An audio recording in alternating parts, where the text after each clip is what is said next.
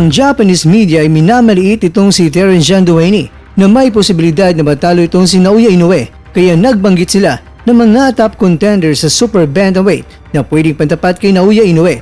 At ang isa sa mga nabanggit nila na naibalita na sa Japan ay ang Anglos ng Pinas na si John Riel Casimero.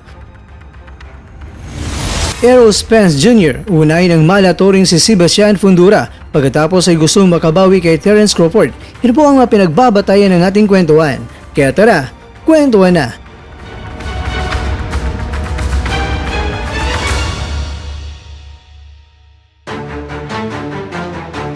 Kamakilan lang ay inanunsyo na ang laban ni Inoue at Duhaney at ngayong September 3 na yan sa Ariake Arena sa Tokyo, Japan.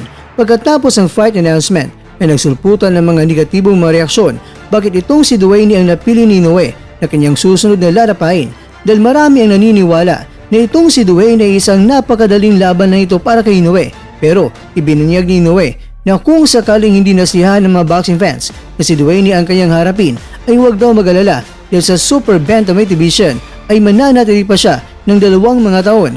Bali hanggang 2026 pa kakwento itong si Inoue na mananatili sa Super Bantamweight Division. Kaya kung ito ang plano ni Inoue ay doon na ibinunyag ng Japanese media ang mga top contenders sa Super Bantamweight Division. Kaya dito na nabanggit nila, una, ang taga-Australia na si Sam Goodman. Pangalawa, Murzin Akhmadalib ng Uzbekistan. At dito na nabanggit itong si John Riel Casimero ng Pilipinas. Mga Amerikanong sina Ramon Cardenas at Elijah Pierce, Liam Davis ng United Kingdom. At ang panghuli ay itong si Alan David Picasso ng Mexico. Pero ganoon pa man, sobrang prangka ang Japanese media na sa lahat ng mga nabanggit na mga pangalan na pwedeng harapin ni Inoue. Ang lahat ng mga boksingerong yan ay pare-pareho lang yan na hindi nila matalo itong si Inoue. Kaya umabot na sa usapan na ang isang may tuturing na rematch para sa mga Hapon. Kaya may kasa ang Inoue kontra sa WBC Featherweight World Champion na tumalo kay Vincent Asulabio by way of knockout sa round 1 at walang iba kundi itong si Junto Nakatani. Ang naghari ngayon sa Bantamweight Division ay lahat mga Hapon at ayon sa Japanese media, sa lahat ng mga Bantamweight World Champions, ang pinakatalented sa lahat ay itong si Nakatani. Bago pa man hinarap ni Nakatani itong si Asulabio, ay sinabi na niya na ang gusto niyang may kasana laban sa susunod ay ang kampiyon na si Takuma Inoue, ang kapatid ni Naoya.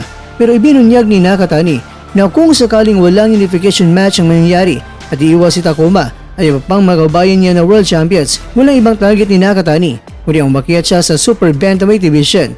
Ibig sabihin, target niya kaagad itong si Inoue. Kaya naman, ngayon pa lang ay napaka-excited na ang Japan kung sakaling may kasa ang Naoya Inoue kontra kay Junto Nakatani. Matatawag nila na isang makasaysayang laban ito para sa mga Hapon dahil hawak ni Inoue ang lahat ng mga major belts sa Super Bantamweight at ang challenger pa para baklasin ang 4 na mga titulo ay isang Hapon din. Kaya naman para sa kanila, isang makasaysayan na naman ang laban na ito sa Japan. At syempre, sa Tokyo Dome nila gagawin ito na may 55,000 seat capacity. Kung ang laban nga ni Inoue kontra kay Luis Nery ay napuno ang Tokyo Dome, syempre Hapon kontra Hapon na ang magrarambulan. Siguradong punong-puno yan. At ang laban na ito ay talagang kikita. Nalimpak-limpak na salapi ang mga promoters dito kaya hindi nila ito palalagpasin. Ikaw kwento.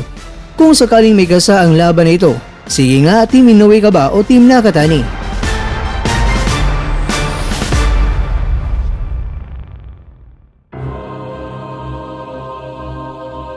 Mga kwento, ang target ni Spence ngayon ay itong si Sebastian Fundora. Ang target na buwan ay maaaring ngayong Nobyembre o sa Enero sa susunod na taon na. Pagkatapos ng talunin si Fundora, ang gusto ni Spence ay ang paghiganti na dahil kay Crawford. Ang gusto niya ay isa pa.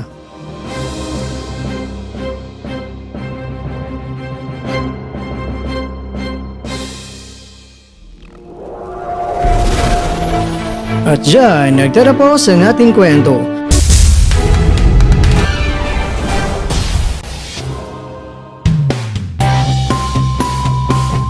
Maraming salamat mga kakwento sa inyong panonood. Pero baka naman mga kwento ay nagustuhan niyo po ang kwento natin ngayon. Baka pwede niyo po akong mabigyan dyan ng like, subscribe at pa-click na rin sa bell button.